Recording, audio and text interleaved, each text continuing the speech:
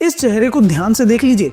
एक आदमी का ऐसा चेहरा तभी बनता है जब वो किसी दूसरे की बात में आकर अपने ताकतवर पड़ोसी से झगड़ा मोल ले और उस झगड़े में वो ताकतवर पड़ोसी आपकी जमीन का 11% छीन ले, आपके देश के 42,000 लोगों को मार दे और आपके ऊपर 165 बिलियन अमेरिकी डॉलर का कर्ज हो जाए। ये है व्लादिमीर ज़ेलेंस्की, यूक्रेन के राष्ट्रपति।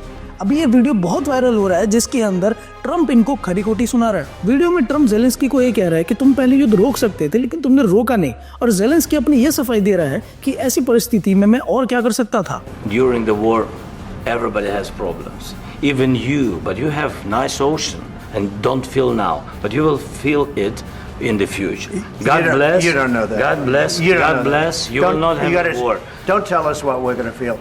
We're trying to solve a problem. Don't tell us what we're going to feel. I'm not telling you. Because you're in no position to dictate that. Remember this. I'm You're in no position. जब से रूस और Ukraine का युद्ध शुरू हुआ है तब से हमारी देश की मीडिया और पूरी दुनिया की मीडिया इस युद्ध को इस तरीके से दिखा रही है जैसे रूस ने अनायास ही यूक्रेन के ऊपर युद्ध छेड़ दिया और यूक्रेन तो सिर्फ अपनी आत्मरक्षा कर रहा है। जिस खतरे की बात कई दिनों से हो रही थी, आखिर उसकी शुरुआत हो गई। रूस ने यूक्रेन पर हमला कर दिया है। दोस्तों, रूस ने यूक्रेन पर हमला बोल दिया है। आज आपको ये भी समझना चाहिए कि आखिर ये युद्ध हो क्यों रहा है, रशिया को क्या चाहिए यूक्रेन से। लेकिन असलियत इससे बिल्कुल उल्टी है।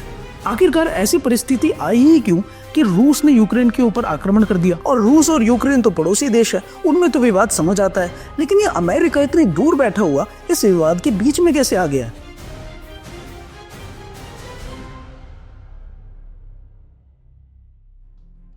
यूक्रेन अमेरिका का बस एक मोहरा बनकर रह गया और आज इस मोहरे का क्या हाल हो रहा है ये तो आप लोगों के सामने ही है। लेकिन इस मोहरे की ये हालत हुई कैसे, इसके पीछे 3 मुख्य कारण हैं।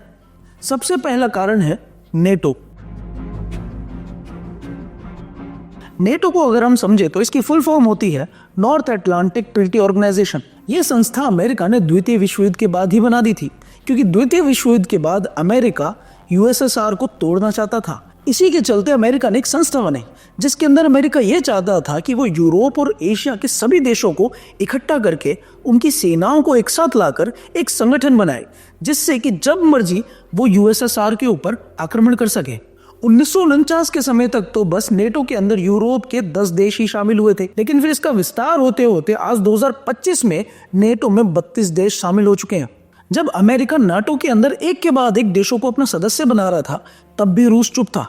लेकिन रूस ने प्रतिक्रिया करनी कब शुरू करी, जब उसके पड़ोसी देशों को अमेरिका ने नाटो का सदस्य बनाना शुरू कर दिया। अमेरिका ने रूस की सीमा से सटे 6 देशों को नाटो का सदस्य बना लिया है, जिसमें से एस्टोनिया 2004 में नाटो में शामिल हो गया, लातविया भी, लिथुआनिया भी 2004 में, नॉर्वे तो 1949 में ही नाटो का सदस्य हो गया था, फिनलैंड 2023 में हो गया, पोलैंड 1999 में ही हो गया था। इसके अलावा रूस का एक और पड़ोसी देश स्वीडन भी जल्दी नाटो में शामिल होने वाला है। अमेरिका धीरे धीरे रूस के इर्द गिर्द एक फंदा तैयार कर रहा है। अब ऐसे में कोई भी देश प्रतिक्रिया क्यों नहीं करेगा। रूस यही चाह रहा है शुरुआत से कि यूक्रेन नाटो में ना शामिल हो। शुरुआत से रूस का यही बयान है कि अगर यूक्रेन नाटो में शामिल होता है तो वो अपनी आक्रमण जारी रखेगा, लेकिन अगर यूक्रेन ये वादा करता है कि वो नाटो में शामिल नहीं होगा तो वो युद्ध आज ही रोक देगा। А сегодня мы видим инфраструктуру НАТО прямо у нашего дома. Более того, обсуждаются вопросы вступления Украины в НАТО. Говорят, как вы сказали, это не будет завтра. А когда? Послезавтра. А что это для нас меняет в исторической перспективе? Ровным счетом ничего. Мы слышим, что Украина не готова сегодня к вступлению в НАТО. Мы знаем этот тезис. И тут же говорят, что ее завтра не примут. А примут тогда, когда ее подготовят к этому. Но для нас это может быть уже поздно. Поэтому мы хотим решить этот вопрос сейчас. ये बात सिर्फ मैं ही नहीं कह रहा हूँ, बल्कि अमेरिका के अंदर कई समझदार लोग इसी बात को समझते हैं। और रॉबर्ट एफ कैनेडी जूनियर, जो कि एक अमेरिका के राजनीतिज्ञ हैं, उन्होंने भी ये बात कही है। This is a war that should have never happened. It's a war the Russians tried repeatedly to settle on terms that were very, very beneficial to Ukraine and us. The major thing they wanted was for us to keep NATO out of the Ukraine. आप में से जिन लोगों ने बैंकों का माइजल किताब पढ़ी है वो लोग ये बात जानते होंगे कि अमेरिका के पीछे बैंकर्स बैठे हुए हैं और ये बैंकर्स ही ये चाहते हैं कि पूरे दुनिया पर उनकी एक विश्व सरकार बन सके, और उस विश्व सरकार को बनाने के लिए वो हर ताकतवर देश को खत्म कर रहे हैं, जिसके लिए उन्होंने यूक्रेन को एक मोहरे की तरह चुना ताकि वो रूस के ऊपर दबाव बना सके। यूक्रेन को पूरे तरीके से इन लोगों ने बर्बाद कर दिया है। इसका मैं एक बहुत अच्छा उदाहरण आपको देता हूं, और यही उदाहरण जो अभी मैं आपको बताने वाला हूं, यही रूस और यूक्रेन के बीच के युद्ध का दूसरा प्रमुख कारण है।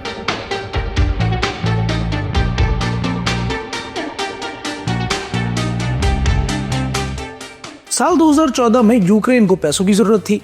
अब उसके पास दो रास्ते थे। पहला रास्ता तो ये कि आईएमएफ उसे $15 अरब का कर्ज देने को तैयार था, लेकिन आईएमएफ की कुछ शर्तें थीं। पहली शर्त यह थी कि यूक्रेन को अपने निजी क्षेत्र में भूमि स्वामित्व पर लगी रोक को हटाना था, और दूसरा पेंशन और ईंधन सब्सिडियों को खत्म करना था। आईएमएफ की ये इस तरीके की शर्तें होती हैं कि धीरे धीरे देश की सारी संपत्ति प्राइवेट लोगों के हाथ में चली जाए। तो यूक्रेन को यह समझ आ गया कि अगर उसने आईएमएफ से कर्जा ले लिया तो उसका देश तो पूरा बिक जाएगा। अब दूसरा रास्ता यूक्रेन के पास यह था कि रूस भी उसे पैसे देने को तैयार था, और रूस कोई शर्तें भी नहीं लगा रहा था। तब फिर यूक्रेन के तत्कालीन राष्ट्रपति यानुकोविच ने रूस का प्रस्ताव स्वीकार कर लिया, क्योंकि वो ज्यादा लाभदायक लग रहा था। लेकिन फिर इससे अमेरिका यूक्रेन से खफा हो गया, और अमेरिका ने यूक्रेन के अंदर एक तख्तापलट करवाया और एक नए राष्ट्रपति और पेट्रो पोरोशेंको को गद्दी पर बिठा दिया। पोरोशेंको ने गद्दी पर बैठते ही आईएमएफ के प्रस्ताव को स्वीकार कर लिया, और उस आईएमएफ के कर्ज को स्वीकार करने की वजह से आज यूक्रेन की यह स्थिति है कि यूक्रेन की आज 2/3 भूमि अमेरिकी कंपनियों के हाथ में है। अब मैं आता हूं रूस और यूक्रेन के युद्ध के बीच के तीसरे प्रमुख कारण पर, जो कि है अमेरिका का नाटो की संधि को तोड़ना।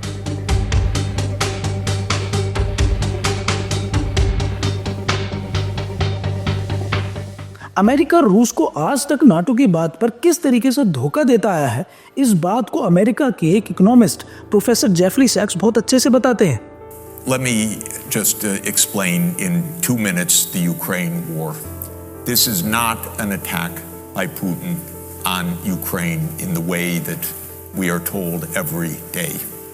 This started in 1990, February 9th, 1990.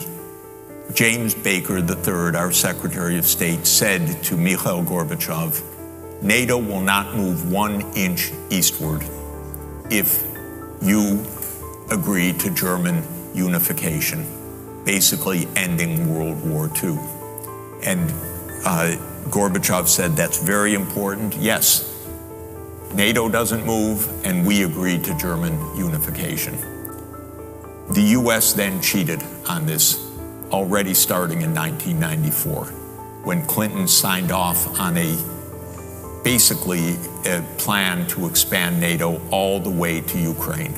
रूस और यूक्रेन के बीच के युद्ध के कारणों को मैं आपको बता चुका हूं, लेकिन अगर अभी भी आप मीडिया की बातों पर ही यकीन करते हैं, तब तो फिर इसका कोई इलाज नहीं है।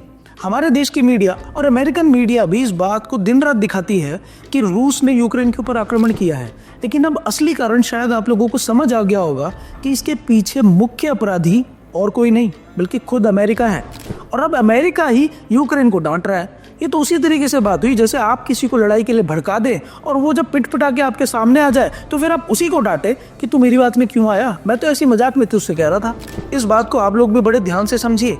मीडिया जो दिन रात आपको दिखा रहा है, उस बात को लेकर आप अपना मत ना बनाएं, बल्कि खुद रिसर्च करें, खुद इन चीज़ों को समझें कि आखिरकार ये दुनिया के अंदर पॉलिटिक्स चल क्या रही है, और इस पॉलिटिक्स के पीछे जो लोग बैठे हुए हैं वो आखिरकार चाहते क्या हैं। दुनिया के अंदर बैंकर्स जो एक षड्यंत्र चला रहे हैं, उसको गहराई से समझने के लिए और दुनिया की इस पॉलिटिक्स को समझने के लिए आप लोगों को बैंकों का माइजा किताब जरूर पढ़नी चाहिए। किताब को पढ़ने के लिए आप स्क्रीन पर दिए गए नंबर पर कॉल करें और किताब अपने घर पर मंगवाएं। मेरा नाम है शिवांक यादव। मिलता हूँ आप सभी को अगली वीडियो में। नमस्कार, जय हिंद।